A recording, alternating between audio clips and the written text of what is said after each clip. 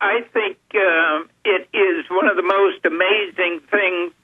As you know, I have 4 older brothers, Ron being one of them, and it's amazing to me. I've been the closest to Ron in terms of philosophy, understanding, and learning as it relates to privacy, as it relates to liberty.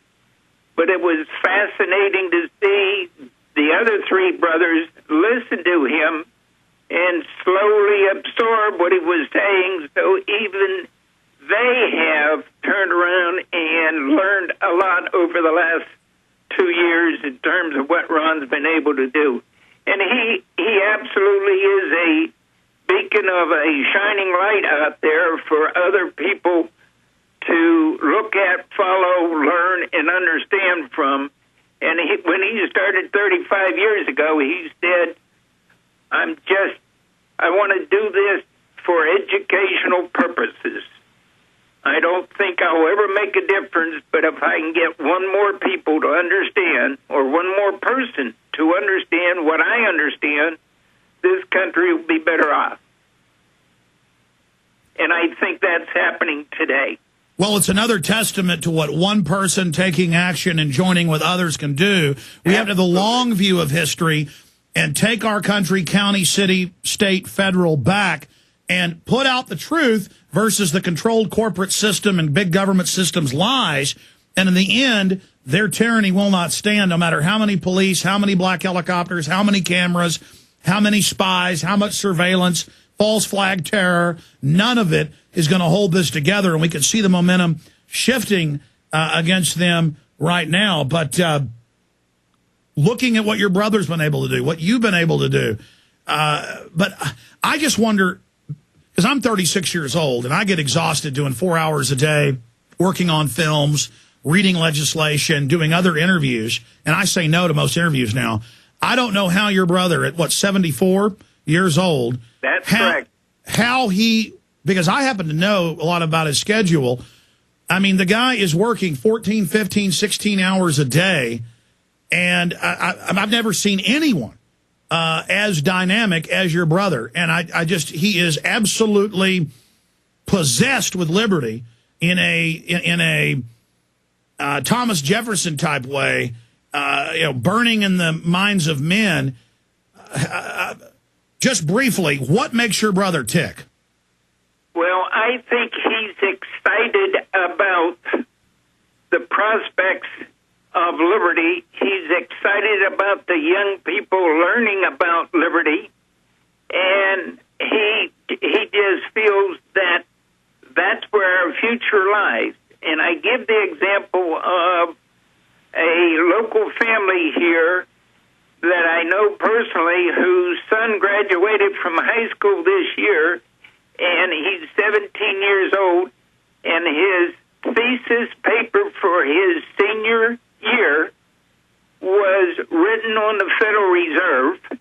He then had to give a talk in front of, he had to defend his thesis in front of the parents and in front of his classmates as to why he felt as he did. Now, when I was a senior in high school, I wouldn't have had a clue as to what to talk about, but here's a 17-year-old that's read more books in every book that Ron's ever printed. And there's millions in high school learning about the New World Order and learning about liberty and freedom. That's why the globalists are so scared. Absolutely. In fact, I talked to Daniel Estelin, who really does have sources in Bilderberg. I even know their names off record. And he said in 2006, they were deathly afraid of Ron Paul. Then again in 2008. And they said, we may have to take him out. And I brought this up to your brother, and he knows this is a reality. Not because he had a chance to win the presidency, at least at that time frame, but because the hottest thing on campuses is anti-New World Order in the Fed, displacing the phony right-wing and phony left-wing paradigm, and that they are scared to death. Absolutely. There's no doubt about it. And if you take a look, We just had an election in the state representative race in the 7th district.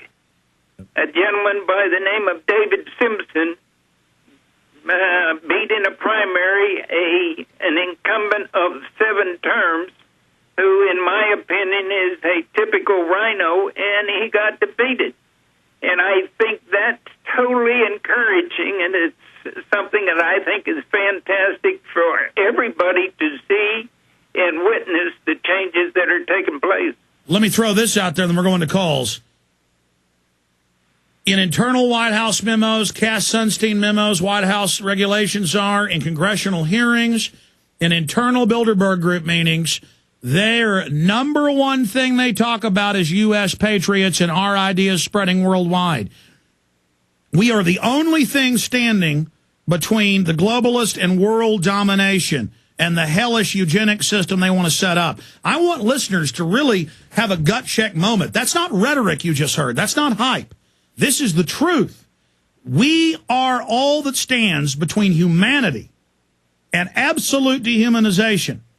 This is the most scientific, most wicked group humanity has ever faced. And we are having an effect to the point of, in their top councils, they are afraid because they know that we know that they are a pack of criminals and illegitimate. And if we keep carrying this message, and if they can't demonize us, which they're trying to do, they're going down. Let's go ahead and take a call. Pat in California, you're on the air. Hey, Alex, how you doing? Good, go ahead. Okay, hey, real quick. You had a gentleman on yesterday, the Marine, who said he was kind of like readapt and was kind of fed up. Now, hey, I want to use him for precedence because basically I'm a union plumber laid off, San Jose. They told us no work for 2 years. They're going to try to jam this health care bill down our throat with, 300 and some things, taxes. Everybody's losing their job. There's no work. That then takes the union health care you paid for. Yeah, it's unbelievable. I pay $10.46 an hour. It's ridiculous. I know. But what I see is, who's going to pay for this? Are they insane? I really believe that we need to peacefully get up, if they pass this health care bill, and get to the streets peacefully and say, this is enough. All right, stay there. I'm going to come back to you, Pat. Let you finish up and go to Wayne Paul. We're going to keep him 5 minutes of the next hour if we can do that. Then we're going to get Bob Chapman on for news blitzes and the economy. We'll be right back.